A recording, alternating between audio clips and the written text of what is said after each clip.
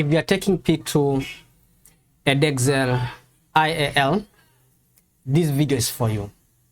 We're going to have a detailed discussion on the main topics that you need to prepare as far as your exam is concerned. And this paper usually takes 1 hour 30 minutes, so I'm going to take less than 1 hour so that I can be able to give you a speed run on main topics that you must prepare for that exam for you to pass.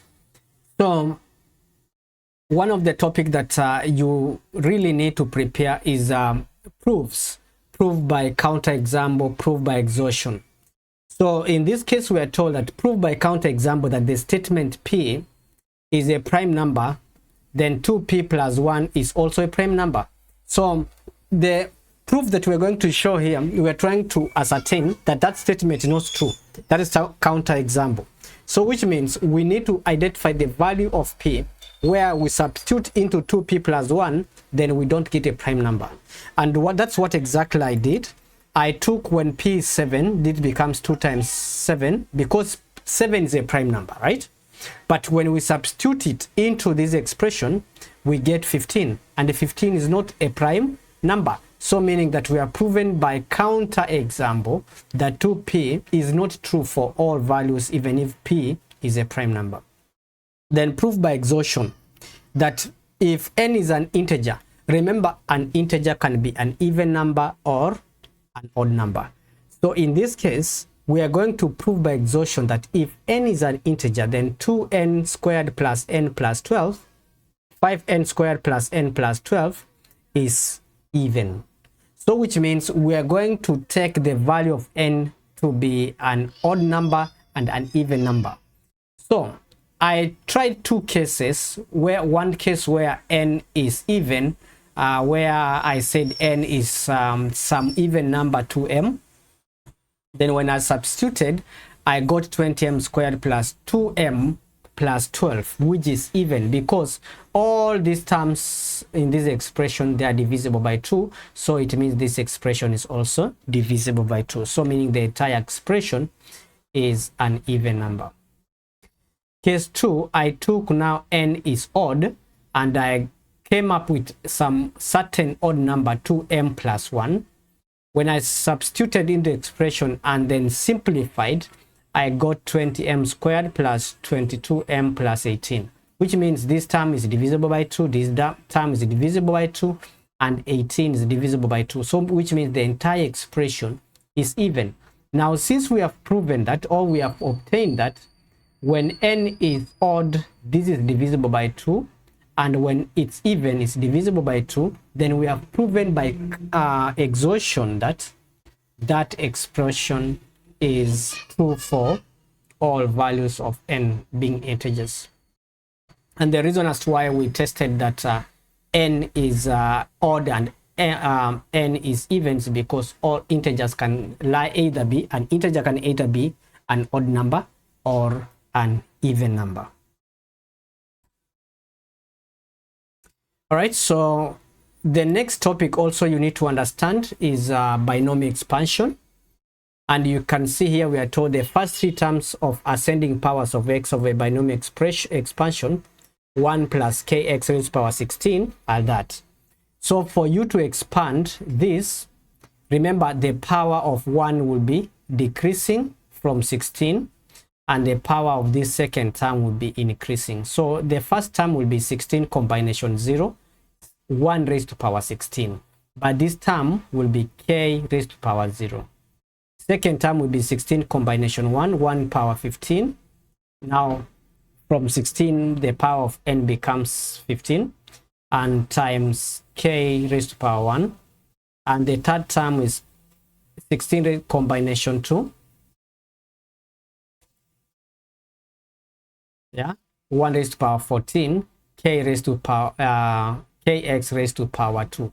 N time, when you add the powers, it must give you the power 16. Okay, now if you simplify the expression, we are going to get our expression simplifying to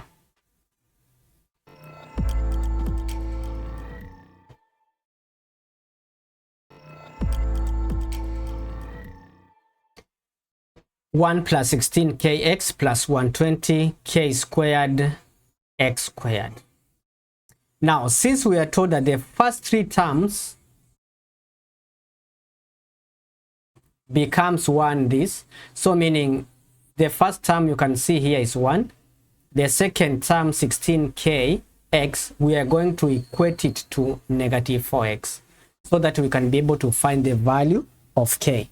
We similarly take the last term, the third term, which is 120k squared x squared, we equate it to this term that was given here so that we can be able to find the value of p as well. So that becomes 7.5. You may be also given questions whereby now you are given an expression where 2 by x brackets are multiplied, but what you need to put into account is that whatever you are going to write here under this part will be the expanded form of the expression. So we are supposed to find in term the term x squared in the expansion. So sometimes they may tell you to find the coefficient of x squared. So you take the numbers in front of x squared. So in this case, I took that expansion and I added another term, because if you take 16 over x times x power 3, this x will cancel with x power 3 so that we can be able to get x power 2. That's why I introduced this extra term. And when I multiplied the first term, which is the constant, times this with x squared, I got 240x squared k squared, and I multiplied 16x over x times this with power 3x, I got 8960x cubed x squared. Then we shall add these two terms for us to get our answer like that. So if you work it out, you are going to get your final answer with 15 minus 140. But remember, k was negative 1 over 4. That's why we are going to have some negatives in this case. All right? Yeah. So basically, our final answer becomes negative 125 x squared. Another topic that you must be ready to work out in this particular exam is remainder theorem and factor theorem. So in this case, we are told that x plus 3 is a factor of f of x. So we need to show that b is equals to 3a plus 2. How do we go about that? We are going to take that term or that expression you are told is a factor, and then we are going to equate it to 0. We make x the subject, we substitute into the expansion or into the function so that we can be able to find the expression they are saying. So I took x plus 3, since it's a factor, I equated it first to 0. Then if I do f of negative 3 must be equals to 0. So if I substitute, I'm going to get minus a plus b minus 2 is equals to 0. Making b subject, we shall have 3a, b equals to 3a plus 2. But we were told, given further, that if f of x is divided by 2x minus 1, the remainder is 7 over 4. Equally, we shall take this part equal to 0. Then we find x, we substitute into the function, the remainder becomes 7 over 4. So which means if you work out this, our answer will be a plus 2b is equals to what? Is equals to 18. And since the question was asking us to find a and b, we have two simultaneous equations, this equation and this. If we solve them simultaneously, we are going to get our value of a to be 2 and the value of b being equal to 8. Part C, you are asked to find the quotient and the remainder when that is divided by x minus 2. So at that point, you are going to use long division. And if you work it out, you are going to get 2x squared plus 12x plus 29, and the remainder is 55. Now, when it comes to coordinate geometry, equation of a circle, equation of straight lines, you may be asked in this coming exam to work out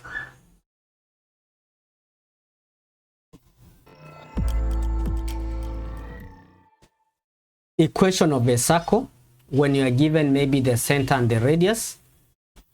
You may be asked to find the tangent to a circle or the normal to a circle at a given point. So in this case here, we are told that the figure shows a sketch of a circle center 4 minus 3, and the line of that equation that we are having there is given. So why are we given the equation of this line? We are given that equation so that we can be able to pick the gradient for that line, because a line joining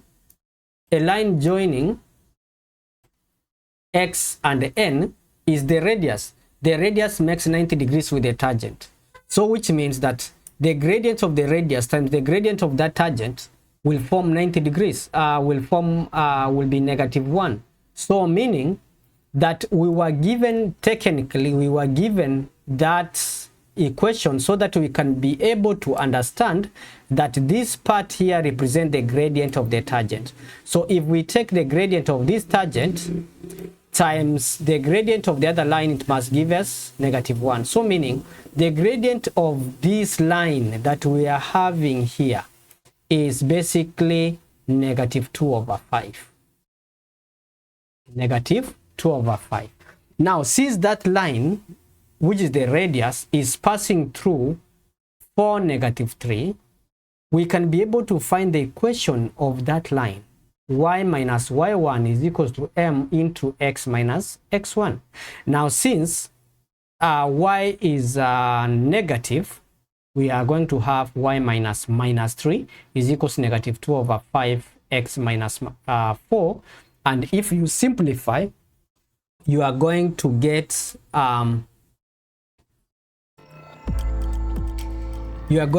the final answer of this equation to be 2x plus 5y plus 7 is equals to 0.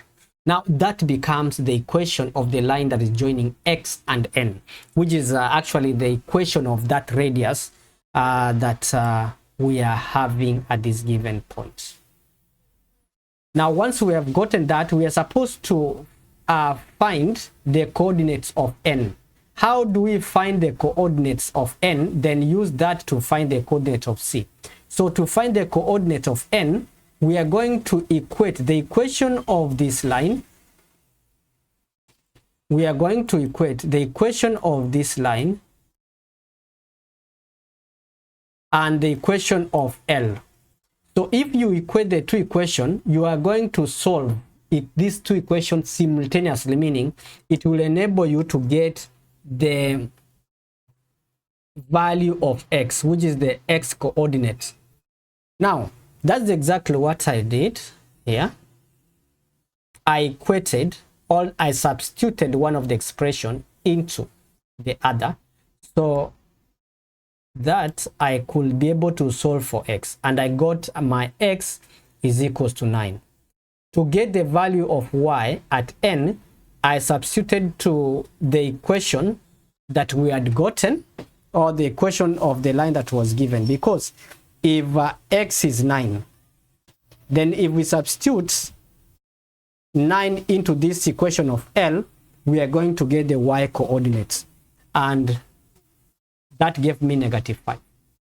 Now to find the equation of the circle, since this is the n value, n coordinates, and this is the center of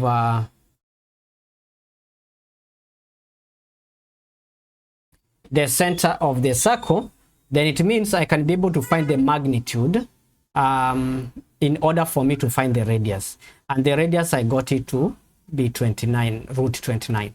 So we know the general equation of a circle is given by x minus a squared plus y minus b squared is equals to r squared, where a and b are the coordinates of the center of that particular equation. So once I substituted that, I said x minus 4, y minus minus 3, because the y coordinate of this center was -3, so it became minus minus, so that it became a positive. Then you square the radius, you get 29, and that becomes the answer there. Another concept that you should know how to work out is using trapezium rule. Yeah, the use of trapezium rule. Remember, we are going to add these two values and this, the first and the last, and then we add all these times 2, and this is how I worked it out. And by trapezium rule, our answer became 18.8. So once you have worked out question using trapezium rule, be very sure that you will be asked questions like B Roman 1 and Roman 2, whereby you are supposed to manipulate these expressions for you to use the answer that you have gotten here to proceed with the integration. Now, we are supposed to integrate from -2 to 7. 3½ raised to power x plus 2. So you can see this one, we can be able to manipulate this, and it can be written as 3½ raised to power x times 1/2 raised to power 2.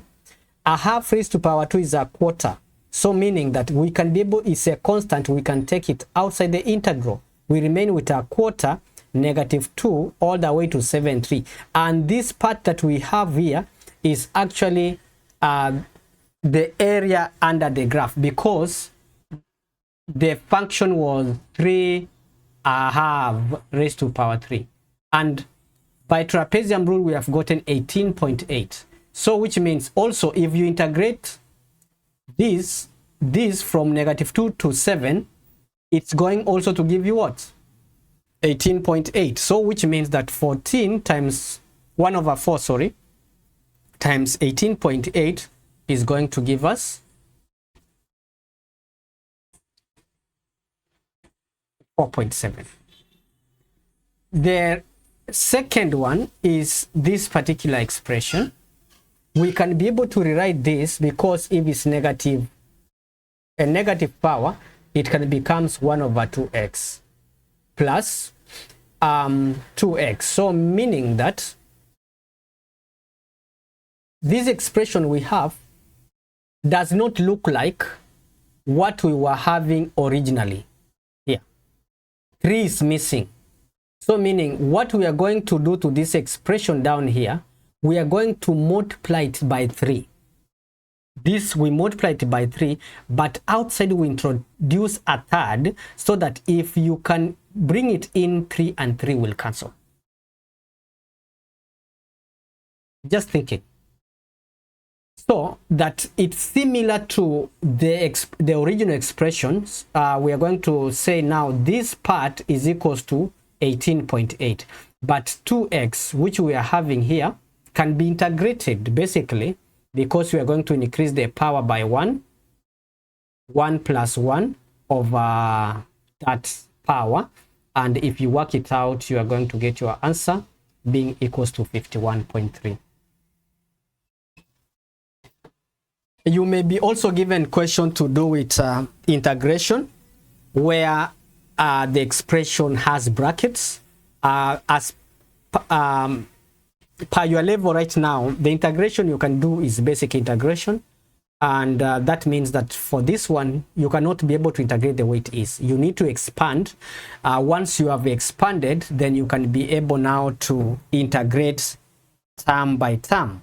You can see here we have term by term, all the terms now simplified. Now you can be able to integrate every term by increasing the power by 1. The new power, you divide it as shown here.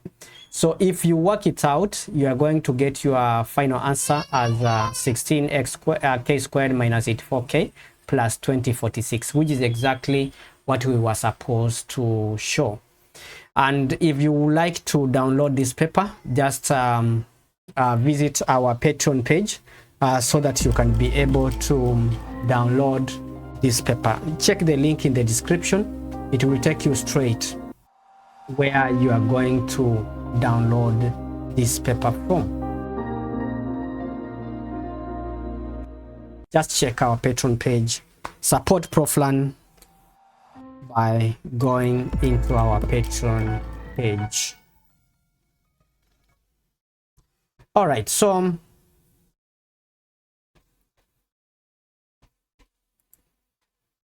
another topic also you must be ready to work out is the topic of trigonometry, of which you may be asked to solve trigonometric equations. And I've shown you, I've taken you through how to work out that.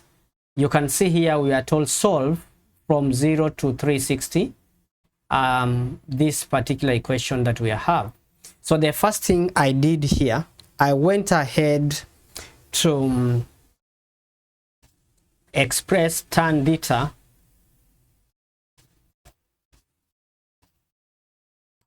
Okay, so, and at this point, I think I need to explain how I worked out this question. So, we have gotten the first part, show that by integration that is the case.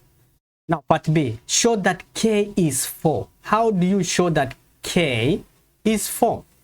Now, we were given that line L intersects C at point A, and point A is 19 and B is 16Q. Now, for us to find the value of K, we are going to go back to the original equation, which is x minus K squared over root x. Anywhere we have x, we are going to substitute with 1. Anywhere we have x, we are going to substitute with 1. So it will be 9 is equals to 1 minus k over root 1. Then if you solve for k, you are going to get two answers. K is going to be minus 2 or positive 4. But since in this question we were told that k is a positive value, then we are going to settle for k is equals to 4. So we have gotten in this equation y is equals to x minus 4 because k is 4. We are supposed to find the coordinate of q. How do you find q? You are going to take 16 as the value of x, you put it inside here.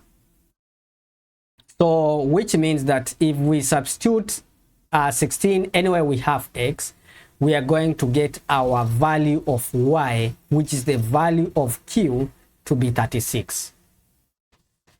I believe we are together up to that point.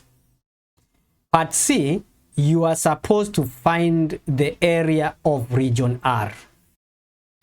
Comment in the,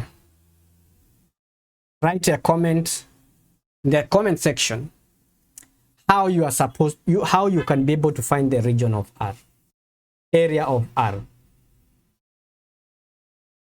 So something that we need to understand at this given point is that the integration that was done, this integration here will give us the area under the graph, this area under the curve only. So we need to find the area of this trapezium and subtract the area under the curve to get the area of the shaded part. So we shall find the area of the trapezium first, and then the area under the graph, we subtract it from that trapezium to get the area of the shaded region. How do we find the area of the trapezium?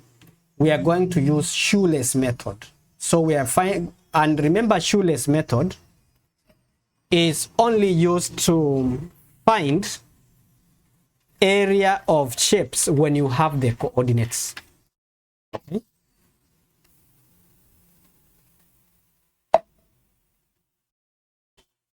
So, since we know the coordinate of this point, coordinate of this point, coordinate of this point here is 16, 0, coordinates of this point 16, 36, we can be able to apply shoelace method. So you are going to say I have modular sign 1, 0, 1, 9, which are the coordinates, 16, 36, 16, 0, 1, 0. If you started with 1, 0, you must end with 1, 0 for shoeless method.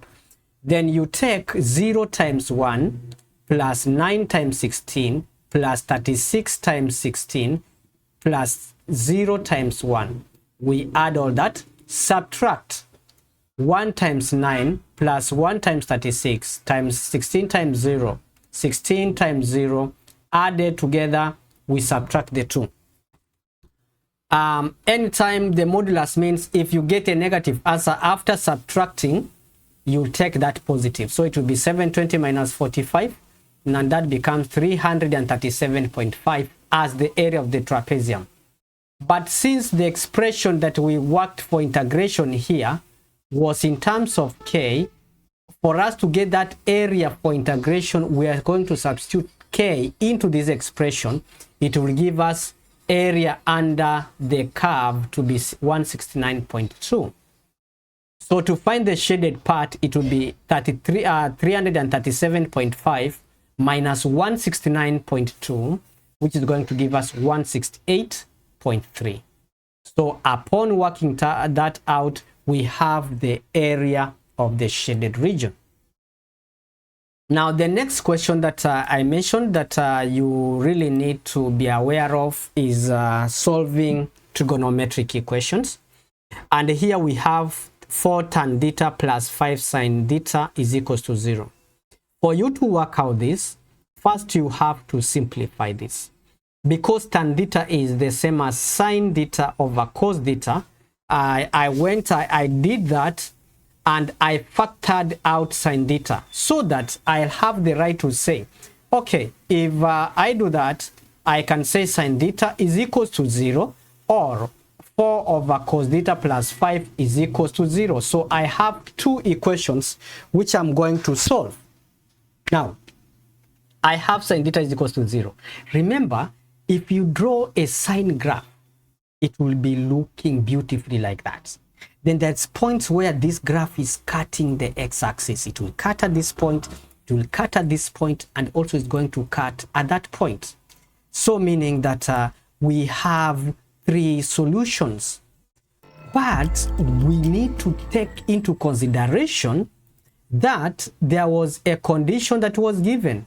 Yeah, there was a condition that was given here. The condition was theta is greater than 0 but less than or equal to 360. So which means 0 cannot be the solution. The solution will be 180, where this graph cuts the x-axis, and also 360, where the graph cuts the x-axis. So we have our answers. You can see now, if we take sine 180, what's the answer, guys? What's the answer? The answer is what? 0. Perfect. If we take sine 360, you put it in the calculator, the answer is 0. So well done. We are done with the first equation. And the first equation here, we are done with the 2 answers. Now we go to for this part, 4 over cos theta plus 5 is equals to 0 also.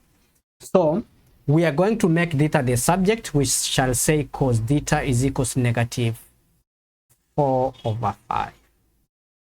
And also, if we are going to draw this graph, the graph will be looking like that for the cosine graph. So meaning that if we are going to draw a line, negative 4 dotted line like that is going to cut the cosine graph into 2 distinct positions. So this is going to be here, and this is going to be the solution. So how do we go about that? In order to find that, we shall say cos inverse of negative 4 over 5. We put that in the calculator, we bang that, we are going to get our answer equivalent to 143.1. Now 143.1 is what we call now the principal value. Now with this, you see there is another solution which is less than 270 but greater than 180. How do we get that? It will be 360 minus 143.1, and that's going to be 216.9. Now we have this solution. So the answer for this equation that we were having here will be the four answers: 180, 360, 143, and 216.9. Yeah, so that becomes the solution. And then we have from 1 2, you'll be given maybe a question to do with degrees, or question to do with radians. For this expression that we are having at this point here, Roman 2, what I did there, I multiplied every term. I decided to multiply every term by cos x sine x, so that I can be able to simplify this. I multiplied every term by cos x sine x. So when I multiplied that, you can see this equation beautifully cancelled out. Cos x cancelled with cos x, sine x cancelled with sine x, cos x cancelled with cos x. Then when I simplified it, I got sine squared x plus cos squared x, and things settled very well. Cos squared x sine squared x becomes 1. So which means that we are going to have 1 is equals to 5 sine x.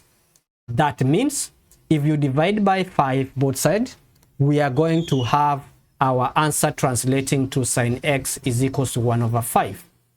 So at this particular point, we are going now to find the cos inverse at this given point. So sine inverse of 1 over 5 is going to translate to 0.21, guys. Don't make a mistake of forgetting to convert your change your calculator so that it can be able to read in radians, guys. Don't make a mistake of your calculator should show R at the top of the screen, R, so that your calculator is in radians.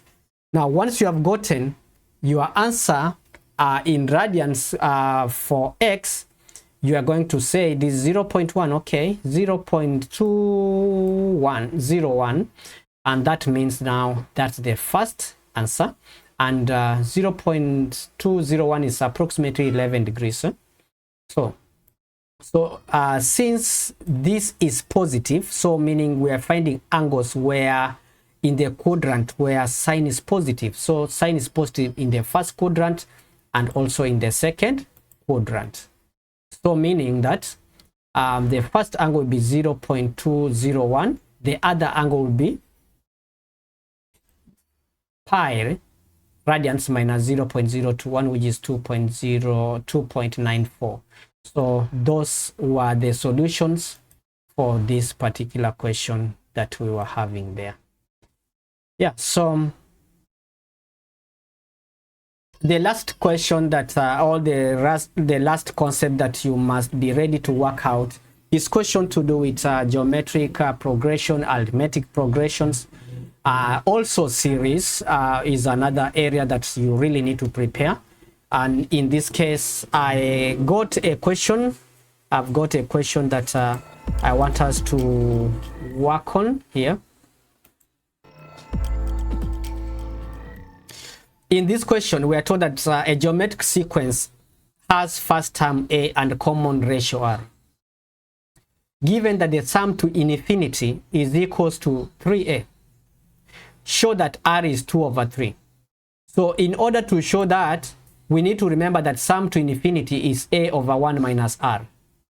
So if we substitute A, because we were told the first term is A and the sum to infinity is 3A, we substitute into that, we are going to get our R 2 over 3.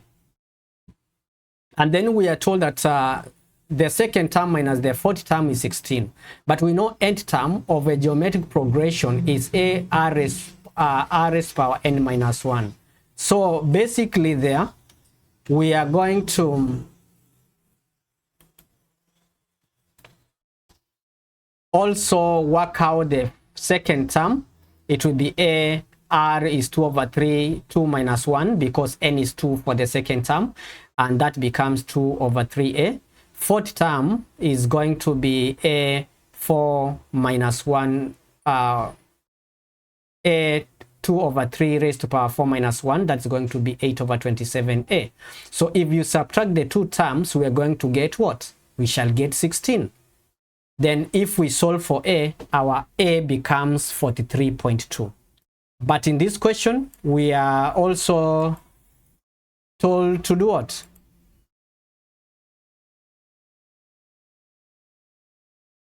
Find the sum, find the value of sum of the first 10 terms. Sum of the first 10 terms, we ought to remember the formula of finding the sum of terms. What's the formula for sum of terms? Is n is equals to a into 1 minus r raised to power n over 1 minus r. So that's the formula we are going to apply at that point so that we can be able to find the sum of n terms. So our first term, we got it from this part, which is 43.2 into 1 minus 2 over 3 raised to power 10 over 1 minus 2 over 3, and the sum of the first 10 terms becomes 127.4. Guys, make sure you review on some of geometric progression and also series questions, because basically you may be asked questions from there. And up to this point, guys, we shall stop there, and I wish you the best of luck in your coming exams. If you are new to ProfLearn YouTube channel, guys, remember to subscribe so that you can be able to support me to grow this channel. At the same time, you can share this video to your friends, encourage them also to subscribe so that I can be able to reach more students and I can be able to help them as much. So if you have not downloaded this paper, you can be able to access this paper from my Patreon page. The link is in the description, where you can be able to download this paper and also the marking scheme so that you can be able to go through everything that we were having here. All the best. Good luck for those who are going to sit for this paper. See you in the next tutorial.